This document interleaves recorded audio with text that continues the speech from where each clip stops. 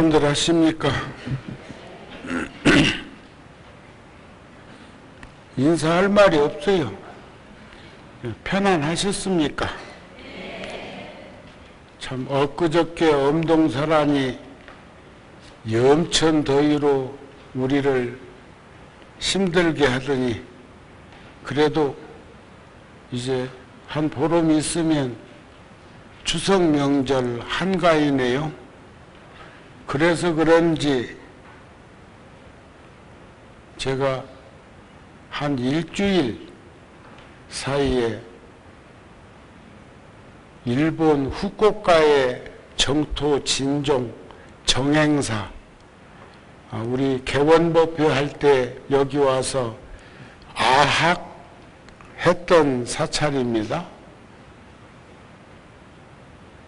한 6년 만에 그쪽에서 소임자들이 저에 바뀌었다고 해서 법문을 청해서 날짜를 사명대사 달해제 하루 전에 법회하고 그 다음날 아학당에서 사명대사 달해제를 모시고 그리고 돌아왔는데 그쪽 주지스님들이 구룡사나 봉은사나 조계사처럼 정토 진종이니까 극락정토를 발언하는 교단인데 연꽃을 절에다가 좀 심어서 피워서 불자들이 함께 했으면 좋겠다고 내 돌아온 그 다음날 와서 또 한 3, 4일간 제천 운조암 불교 마을까지 다녀서 어제 아래 갔습니다.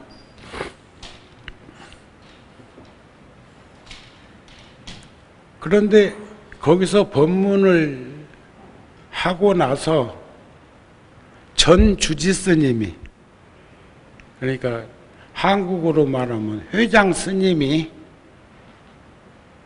멘트를 하시는데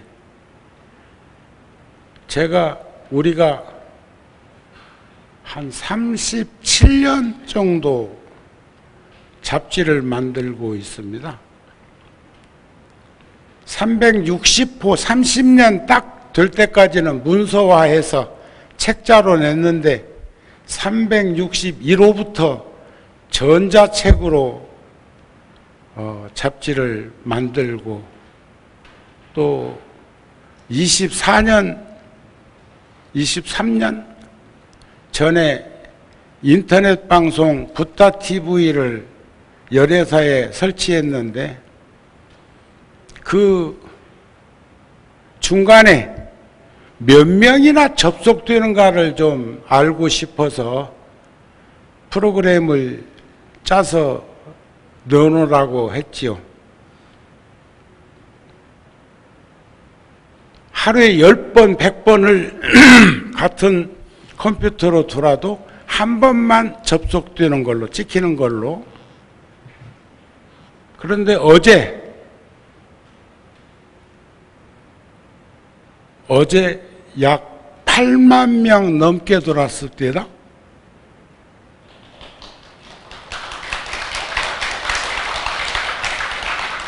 오늘 새벽에 붓다 TV에 들어가 보니까 8,800만, 그동안에 그 앞에 들어온 건 놔두고 그 프로그램이 없었으니까 그걸 깐 다음에 오늘 새벽 3시에 제가 컴퓨터를 열어봤는데 8,800만. 박수 한번 보내줘.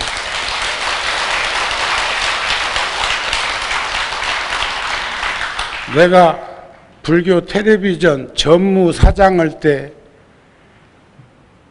PD로 불교 방송에 있었는데 저하고 인연을 맺고 여기 와가지고 참 여기에 뿌리를 내리고 꽃 피우려고 애를 쓴 그 모습을 보면 가슴이 벅찹니다. 그런데 그 8,800만 단일 인터넷 방송이 그렇게 많이 건전한 종교, 불교 여기에서 그렇게 많은 이들이 접속됐을 거라고는 꿈에도 생각 못한 그런 숫자입니다. 곧 내년쯤 되면 1억 명 넘겠다는 그런 얘기죠. 굉장한 겁니다. 그 숫자는. 돈 8천만 원도 큰 돈인데 돈으로 살 수 없는 우리들의 생명이 8,800만 명이 오늘 또 새벽 3시에 10,000명 넘게 접속된 것을 목격했어요. 그런데 일본의 스님이 두 가지 제가 썼던 글 중에 두 가지를 끄집어내서 대중들에게 그 절은 정토진종은 스님, 가족, 불자 그 몇 군데 있는 사찰에 함께 살고 있는 불자들이 1,000명이 넘어요. 그러니까 절 옆에 구룡사 전법회관처럼 그런 건물들을 여러 채를 가지고 있으면서 그곳에서 생활하면서 출근도 하고 정년퇴직 한 분은 절에서 기도하면서 절일 돌보면서 마당도 쓸면서 심지어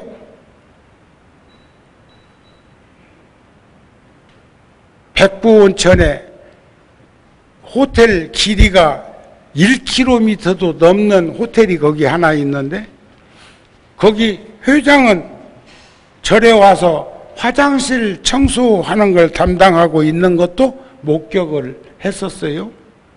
그런데 스님께서 30년 넘게 매달 나오는 그 잡지 중에서 딱 2개를 얘기를 하는데 하나는 93년도에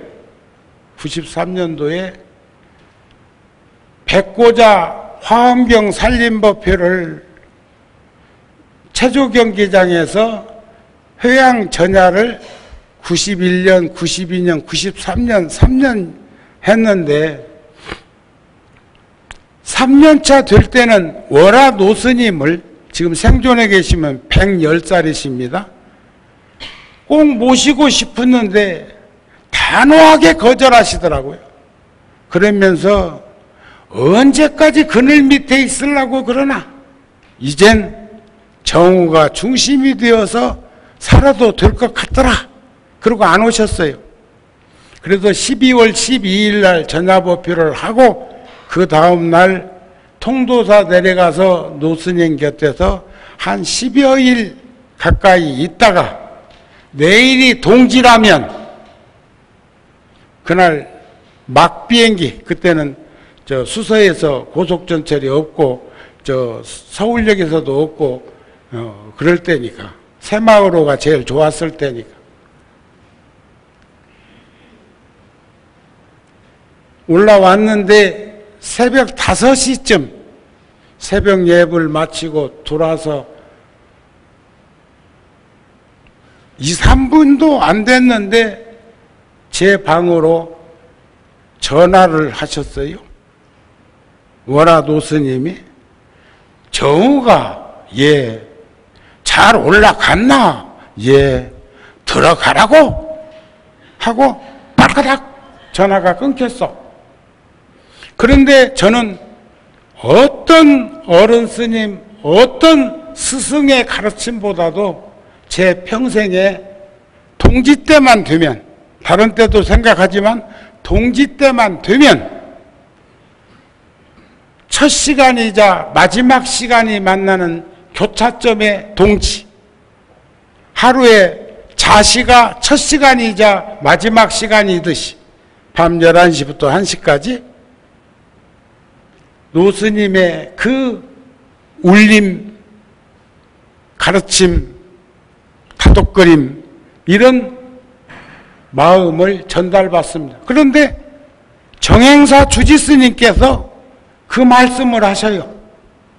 스님, 붓다지에 보니까 노스님이 통도사에서 전화하셔갖고, 그것도 동짓날 꼭두 새벽에 하셔가지고, 정우가 잘 올라갔나?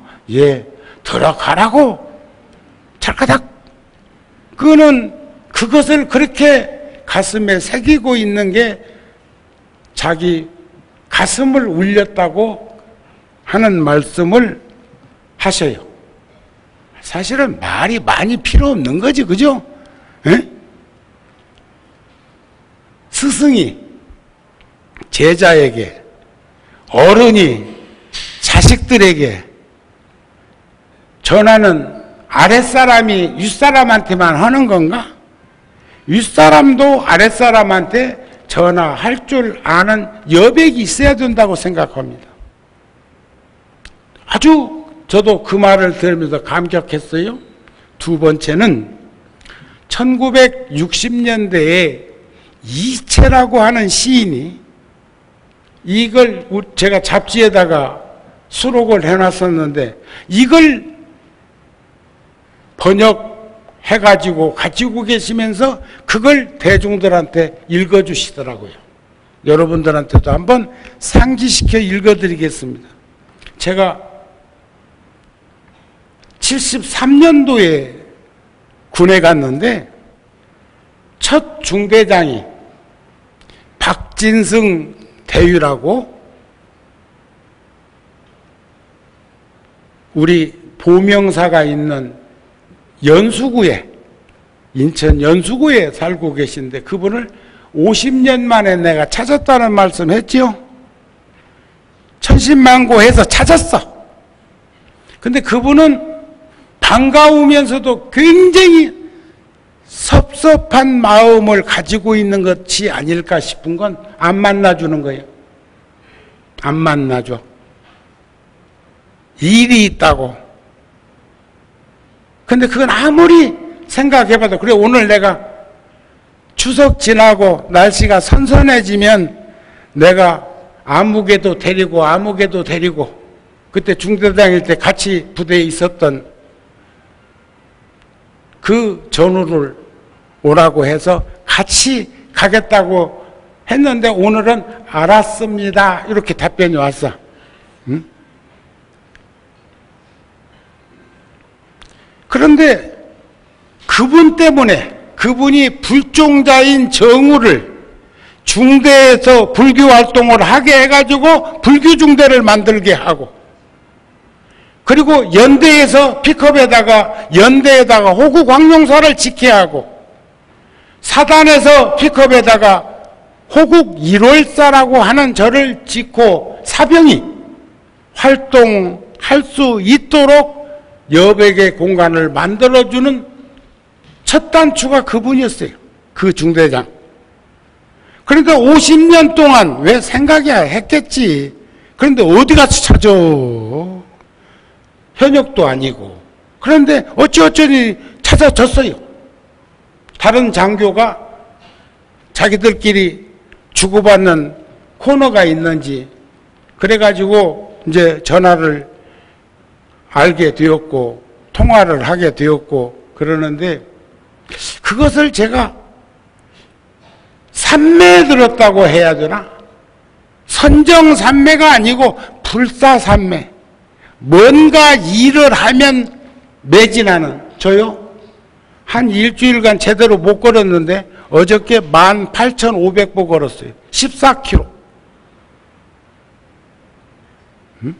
너무 많이 걸었다고 또 그랬었대. 2만 보도 걸었는데 3만 4천 보도 걸었는데,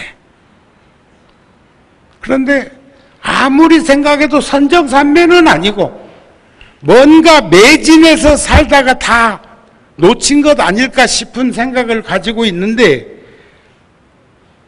이 시가 이채라고 하는 시인의 6월에 꿈꾸는 사랑이라는 시에 여러분들도 한번 언제 내가 이 나이를 먹었으며 어제 아래 소녀였고 어제 아래 소년이 청년이 되고 장년이 되고 노년에 지금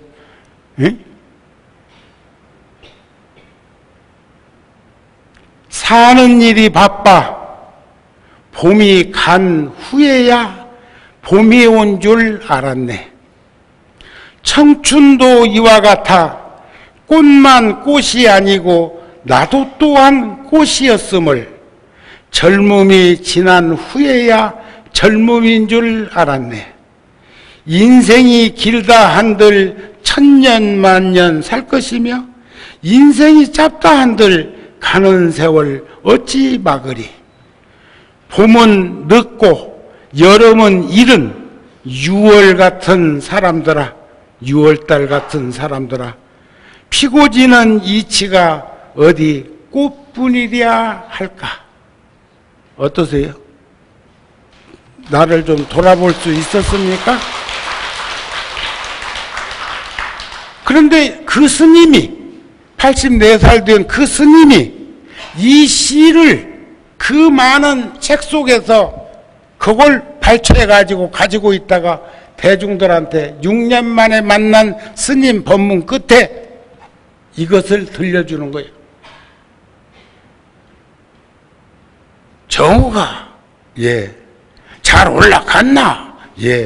들어가라고 탁탁 끊었던 월화 노스님의 그 전화 한 통과 이 6월에 꿈꾸는 사랑이라는 이채라는 시인의 시를 가지고 있다가 대중들한테 들려줄 때, 거기 그분들은 다 성공한 분들이 절에도 있을 수 있어요. 복이 있어야 절에도 자주 올 수 있고 복이 있어야 절에서 살 수도 있어. 왜 여러분들은 머리 못 깎았을까? 지금도 머리 깎고 싶은 분 다음 생으로 미뤄. 저기 또 누가 손드는 것 같다. 자, 그런데 사는 일이 너무 바빠 봄이 간 후에야 봄이 온 줄 알았네. 청춘도 이와 같아 꽃만 꽃이 아니고 나 또한 꽃이었음을 젊음이 지난 후에야 나 또한 꽃이었음을 젊음인 줄 알았네. 그렇죠? 지금 여러분들도 그런 심사가 좀 있으시죠? 언제 이렇게 나이 먹었디야? 아이고, 정우 스님도 한 50살쯤 되었을 때 인생을 부채살 접듯이 반으로 딱 접으면 25살 아니야? 25살쯤 되었으면 정우 스님은 어떤 길을 다시 걸을 수 있을까? 지금 이렇게 주지나 하고 있고 절이나 짓고 있고 이런 것보다는 뭔가 내 속에도 내면에 끓고 있는 것이 있었을 거라고요. 그런데 25살짜리가 그런 생각을 하고 있는데 저 십몇 층에서 고공낙하 해가지고 일찌감치 인생을 접어버린 걸 보면서 이것도 부질없는 생각이었구나 하는 마음을 가진 적이 있습니다. 인생은 꿈이 있어야 하고 희망이 있어야 하고 미래가 장래가 보장되어야 합니다. 요즘 정치권에서 계엄령 운운하는 소리를 했었던데 그건 불가능한 일이에요. 전쟁이 나거나 다른 나라가 이 땅을 먹으려고 하루아침에 그냥 100만, 200만이 와가지고 먹으면은 그걸 처리하려고 할지 몰라도 법이 못하게 되어 있는 것을 금방 할 것처럼. 그러나 그 뉴스를 보면서 내가 한 가지 생각한 건 있어. 여권이라고 하는 행정부처에서는 방어 운전하듯이 준비되어 있어야 된다는, 그런 극단적인 일은 일어나면 안 되지만 그런 일이 생겼을 적에는 대처해야 될 방법을 강구해야 되는 것인데 그런 것조차도 하면 안 되게 생겼더라 그 말이야. 우리에게 다른 세상으로 가게 하는 문이기 때문에 우리는 꿈이 있어야 하고 희망이 있어야 되고 미래가 보장되어야 되는 삶을 살아야 되는 것이 아닐까. 그런데 언제부터인가 우리들에게는 그런 꿈이 사라지고 있습니다. 제가요, 이번 일요일날 구룡사 법문하고 저녁에 신도림역에 있는 옛날 완행열차 타고 다니다 보면 영등포역 오기 직전에 허허벌판에 연탄, 흑연탄 잔뜩 싸놓은 데가 대성연탄자리인데 거기가 그냥 천지개벽이 일어나가지고 뭐 백화점도 있고 뭐 벨스런 게 다 들었는데 거기가 우리나라에서 가장 좋은 극장이 있습니다. 1250석. 예술의 전당이나 세종문화회관이나 국립극장은 뭐 2500석, 3000석 하고 있는데 그것은 과욕이요, 과욕. 사선거리가 있어가지고 다 수용이 안 돼. 그런데 그 극장은 금강경에 몇 제자? 금강경에 몇 명 나와? 1250명. 그런데 어찌 그 극장이 1250석으로 만들었을까? 그분들 불교도 안 믿던데. 응? 그게 가장 효율적이고 효과적인 공간이라는 거예요. 부처님이 그냥 괜히 1250 한 거 아니다 그 말이야. 그런데 거기서 지금 시카고라고 한 20년 전부터 20여 차례 그 공연을 꾸준히 해오고 있는데 이번처럼 제가 5월 달부터 그 공연을 시작했는데 그저께 가서 봤다는 것은 자리가 없는데 자리 내놓으라고 하기가 미안해서 빈자리 생기거들랑 귀뜸해달라고 해가지고 간 거예요. 응? 토요일날 일요일날 두 번 공연합니다. 그러면 2,500명이 공연을 보는데 그러면 그 지역에 상권이 살아. 식당 가고 백화점이고 그 공연 본다고 티켓 가지고 오면 할인해 준다고 그러더라. 음식값도. 얼마나 기분이 좋겠어. 그러면 썰렁할 건데. 그런데 그 시카고라고 하는 내용이 본 사람도 있겠지만 내용이 뭐냐면 여자 교도소에서 살인한 여인들이 변호사 하나 잘 만나면 석방되기도 하고 재판이라는 것이 그런갑대. 어떤 여인은 돈이 없어가지고 교수형 당하기도 하고 그런 스토리예요. 여자가 남자를 총으로 쏘기도 하고 칼로 그랬는데도 거기서는 뭐라고 그러냐. 나는 부엌에서 뭐 쓸다가 칼 들고 있는데 저놈이 와가지고 지가 와서 칼에다 대고 뭐 이런 식이야. 그런데 왜 그렇게 많은 관객이 들까? 전 결론이 정서적 국민들이 불안하기도 하고 화가 안 나기도 하고 분노가 폭발했는데 풀 길이 없으니까 그런 공연 보면서 몸을, 가슴을 쓰다듬고 있는 것이 아닐까 하는 위에는 해답이 안 나와. 이해가 되세요? 여러분들 요즘 기분이 좋으세요? 화가 좀 나 계세요? 자, 보살은 묻는 것이 두 가지가 있다고 그럽니다. 하나는 스스로 알기 위해서 묻고, 둘은 다른 일을 알게 하기 위해서 묻는다. 그러니까 금강경 같은 경우도 수불이야, 너의 생각은 어떠냐 하고 묻지 않고 내 생각에, 여기 지금 청법 대중들이 어떤 생각을 가지고 있느냐 하고 부처님이 물으시는 거예요. 그러면 사리불은 해공제일이니까 대중들이 가지고 있는 의구심이나 이런 것들을 대신해서 답변을 하는 걸로 구성된 것이 금강경이다. 이렇게 보시면 됩니다. 보살에 묻는 것이 두 가지가 있어. 하나는 스스로 알기 위해서 묻고, 또 다른 하나는 다른 사람들을 알게 하기 위해서 묻는다. 아셨죠? 뭘 물어도 요 정도 수순은 밟아야 된다 이 말이야. 보살은 두 가지가 있다. 하나는 처음 마음 내니요, 초발심. 둘은 이미 도를 행하는 이다.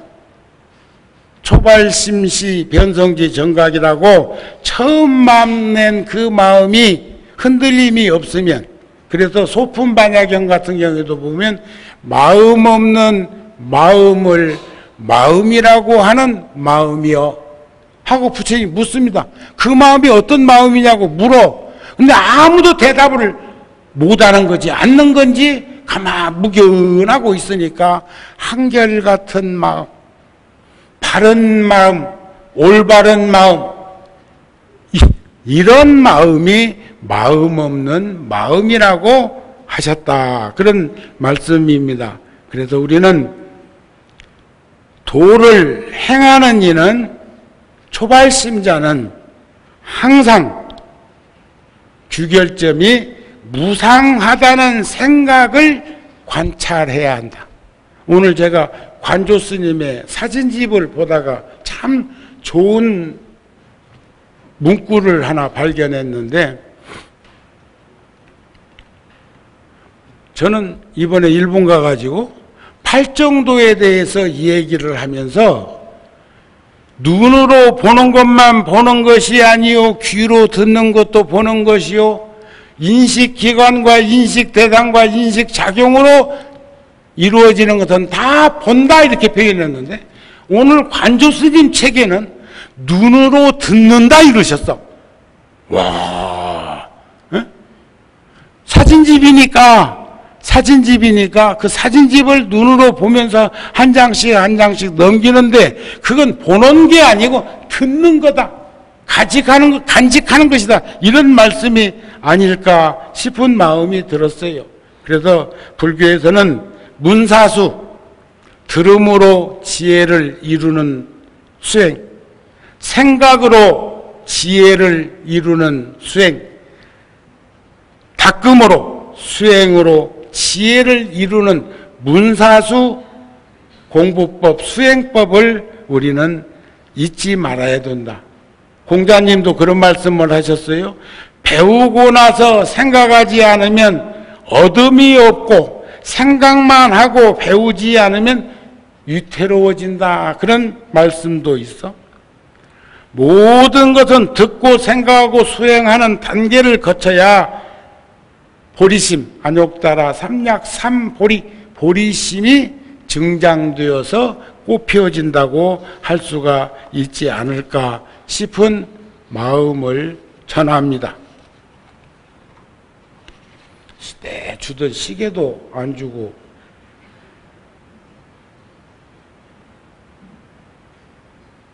오늘은 신중기도도 해야 되고, 그러니까 빨리 끝내주는 것이 스님들이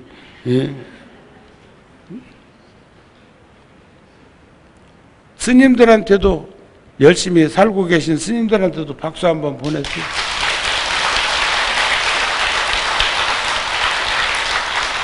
합창단에도 박수 한번 보내시고, 여러분들 점심 공양하시라고 또 법당에 오는데 공양미 같은 거 이렇게 구해가라고 봉사하는 저 불자들한테도 박수 한번 보내주세요. 갈무리 치겠습니다.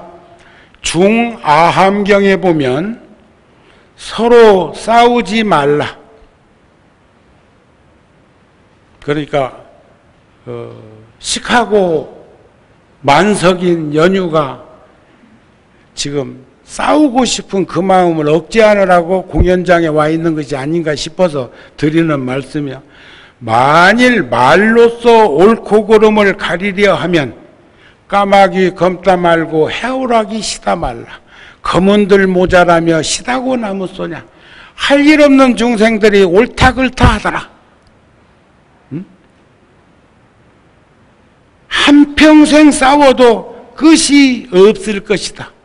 오직 참는 것만이 진실로 논쟁을 끝낼 수 있으니 이러한 가르침이야말로 존귀하다 할 만하다. 지혜로운 사람을 향해 악한 말을 퍼붓는 것, 성인의 가르침을 헐뜯고 비방하는 것은 지혜롭지 못한 일이다. 어리석은 일이다. 그런 말이야. 그러나 남에게 충고하고자 할 때도 다음과 같은 5가지를 유념하라고 했습니다. 충고할 만한 때를 가려서 말할 것. 충고할 만한 때를 가려서 말할 것. 그렇지 못할 때에는 말하지 않는다.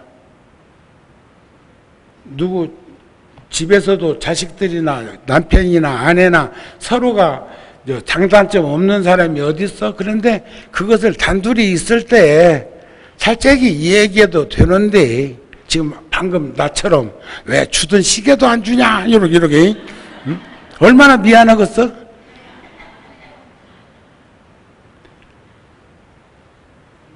진심에서 충고하고 진실된 마음에서 충고하고 거짓되게 하지 않는다. 부드러운 말씨로 이야기하고 거친 말을 쓰지 않는다.